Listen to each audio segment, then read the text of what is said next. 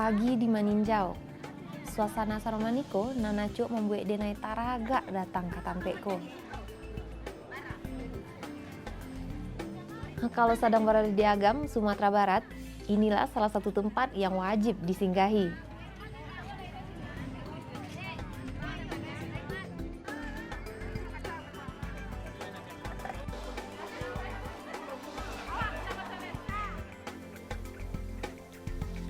Aku Aisy, padusi Minang. Iyo, dari dulu perempuan Minang itu terkenal tekun dan kuat hati. Aku salah satunya. Mungkin sifat inilah yang membuat aku cocok dengan pekerjaanku saat ini.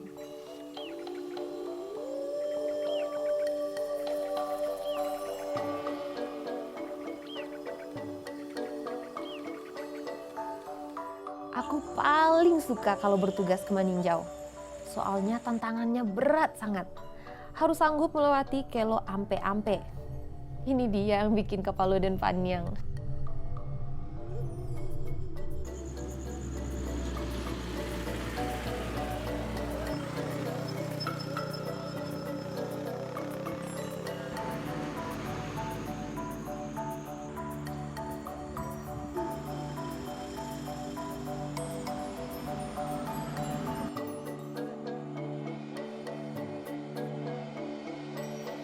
Nah, kalau yang ini namanya Danau Maninjau. Rancak kan?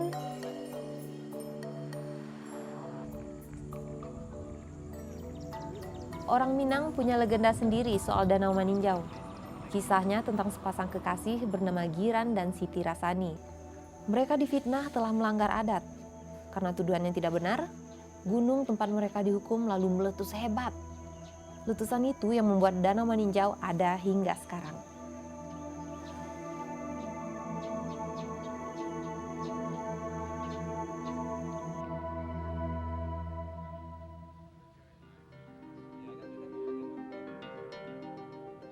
Boleh percaya, boleh juga tidak.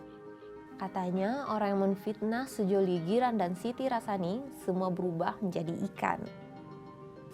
Ikan-ikan ini yang lalu menjadi sumber penghidupan para nelayan.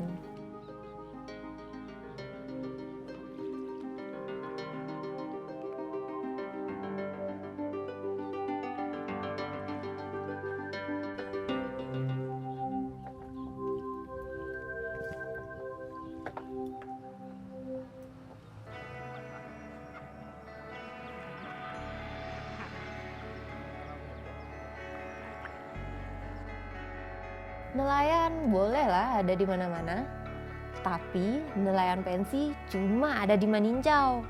Penasaran sama yang namanya pensi? Pensi itu sejenis kerang air tawar berwarna hitam. Ukurannya kecil-kecil. Ya, biar kecil, pensi ini yang banyak dicari. Salah satunya Pak Doni. Sudah 10 tahun loh beliau menjalani pekerjaan ini.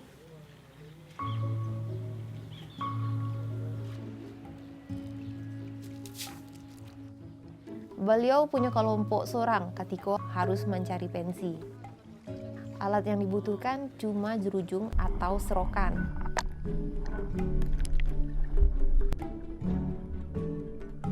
Indak jarang juga Pak Doni jo kawan-kawannya mencilam sampai 5 meter untuk mencari pensi.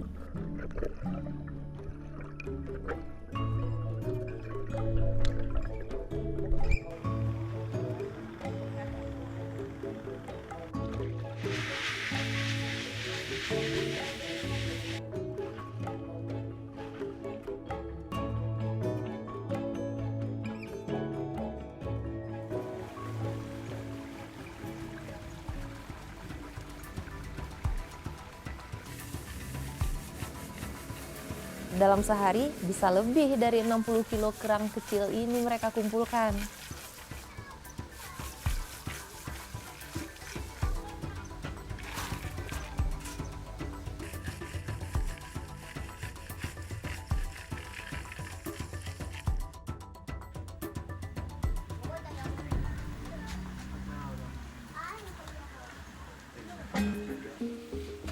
Bila dipisahkan berdasarkan ukurannya, pensi-pensiko kemudian diabuih sebelum dijual.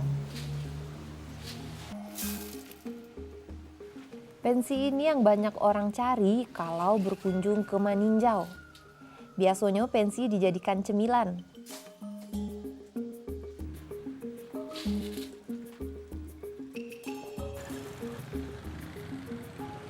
Kalau aku biasanya beli pensi di sini, warung Bu Ani. Lah lama awak indah makan pensi. Lamanya lah tak bayang. Pokoknya alun ka Maninjau kalau alun mencoba pensi.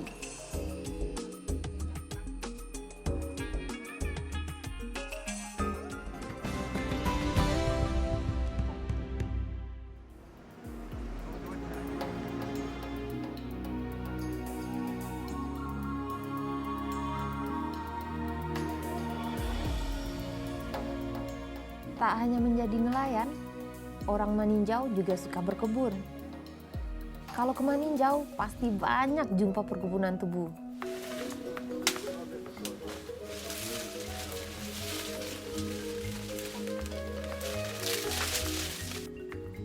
Nah, saya mau cerita nih. Di balik hamparan tebu Maninjau ada sebuah kisah unik tersembunyi. Tebu dijadikan gula, pasti sudah biasa. Tapi kalau kerbau yang membuat gula, rasanya cuma ada di tanah kami.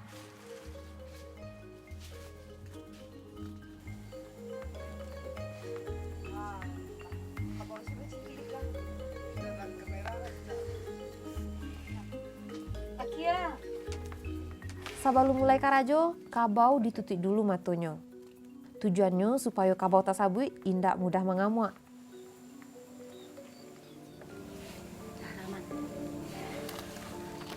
Begini cara kerbau bekerja. Ia cuma harus berjalan sesuai putaran. Nah, putaran kerbau lah yang membuat penggiling tebu bergerak. Tebu diperas berkali-kali untuk mendapatkan kandungan airnya. Semakin banyak tebu, semakin keras pula sang kerbau harus bekerja. Karena itulah, kerbau yang digunakan juga tidak bisa sembarang. Minimal harus berumur 4 tahun dan jinak perilakunya.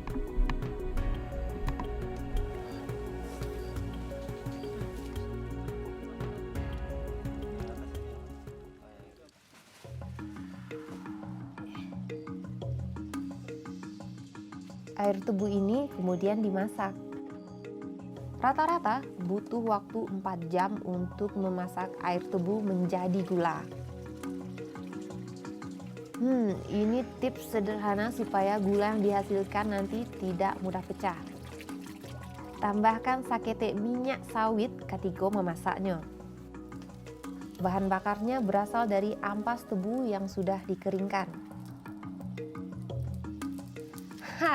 Benar kan aku bilang? Pak Dusi Minang itu memang tekun dan kuat hati. Sama seperti aku dan ibu pembuat gula ini. Mengaduk gula saka harus cepat dan ekstra hati-hati. Telat mengaduk gula bisa tumpah dan membuat tangan melepuh bila terkena.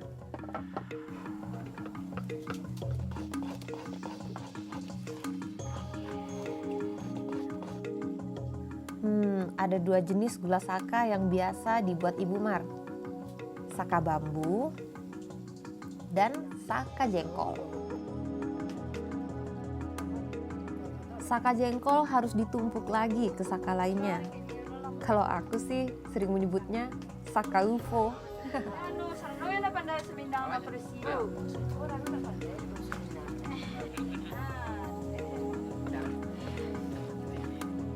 Dalam seminggu Pak Daminan 2 kali membuat saka. Sekali masak bisa 50 kilo ia hasilkan. Untuk membuat 1 kilo saka jengkol maupun tabu, butuh 5 sampai 6 batang tabu. Sebuah proses yang cukup panjang. Namun tetap manis di akhirnya, semanis gula saka.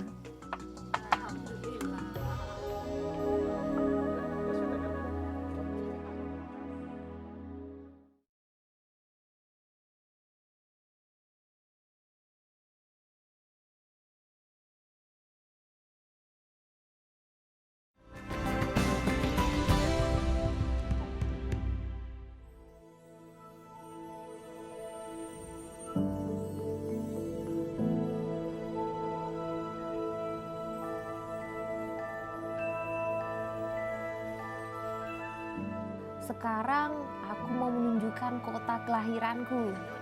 Inilah dia, Bukit Tinggi. Kalau orang Minang menyebutnya Bukit Tinggi. Itu karena letaknya tinggi seperti di bukit. Dari ibu kota Padang, Bukit Tinggi bisa ditempuh sekitar 2 jam perjalanan. Kotanya sih kecil, tapi cabai rawit lah dia. Tidak bisa dipandang sebelah mata. Di sini nih salah satu proklamator negeri kita dilahirkan, Bung Hatta. Bangga lah Wak, satu kampung dengan Bung Hatta.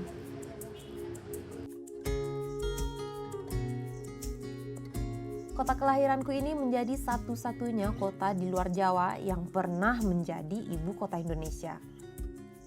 Tahun 1948, Bukit Tinggi dipilih jadi ibu kota darurat karena letaknya yang aman dari serangan musuh.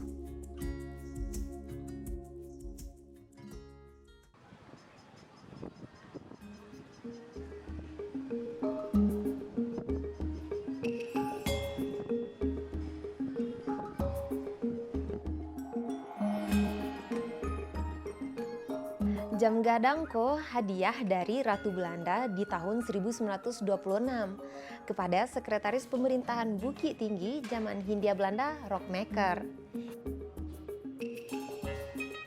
Biaya pembangunan pada zaman tersebut juga fantastis, 3.000 gulden.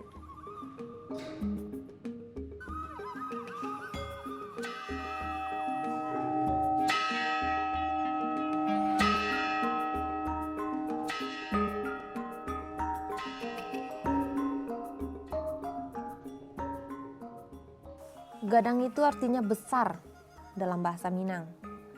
Jadi jangan heran ya kalau bangunan jam ini punya 5 lantai. Tingginya saja 26 meter. Dan nggak ada bangunan di bukit yang boleh lebih tinggi dari jam gadang.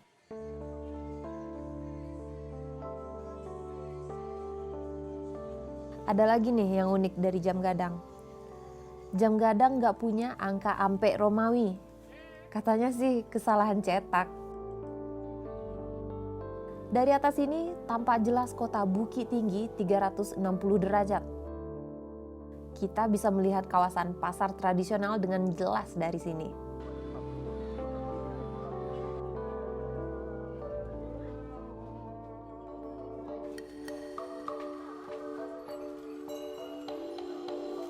Pasar teh tak pernah sepi dari pengunjung.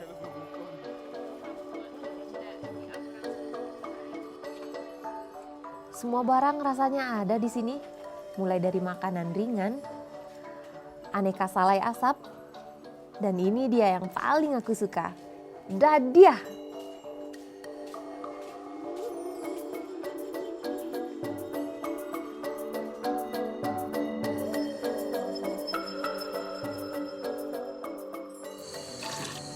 Dadiah dihasilkan dari susu kerbau yang sudah difermentasi. Proses fermentasinya alami menggunakan bambu gombong atau bambu apel.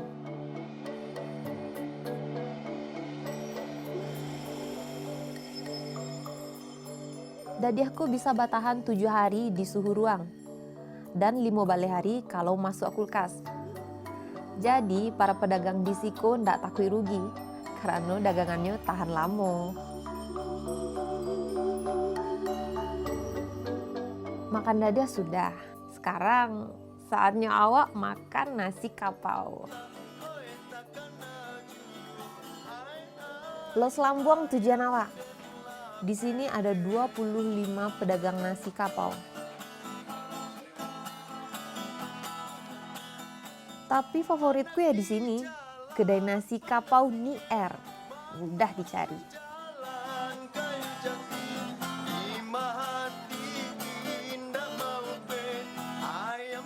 Di sini penjual nasi kapau ibarat ratu. Mereka punya singgasana di balik kuali-kuali masakannya. Nier melayani pelanggannya dengan tongkat panjang untuk menjangkau makanan.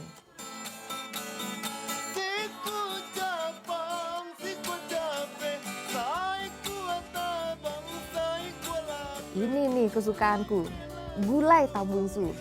usus sapi yang diisi telur. Tambun suko makanan lama dari kampung awak. Di kedai Nier, tambunsu juga jadi makanan favorit. Pokoknya harus coba tambunsu kalau kesini.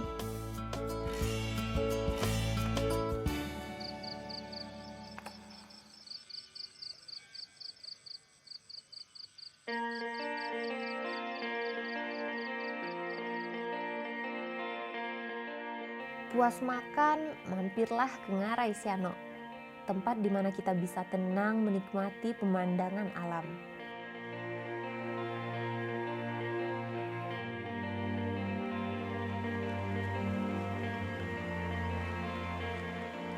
Ngarai Siano tercipta akibat gerusan sungai jutaan tahun silam.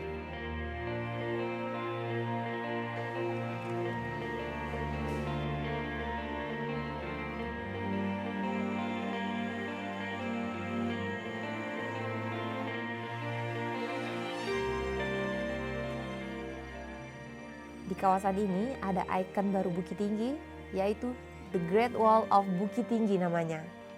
Ya, kotaku juga nggak mau kalah sama negara tirai bambu. Dari tembok yang menghubungkan Bukit Tinggi dengan Agamko, Ngarai Siano terlihat jelas.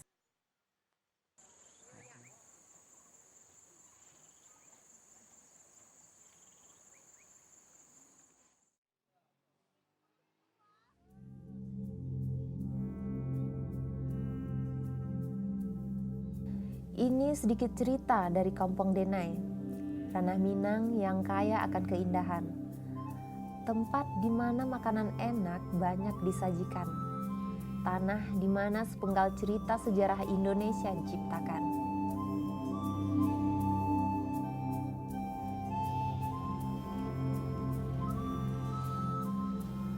Aku bangga jadi orang Minang.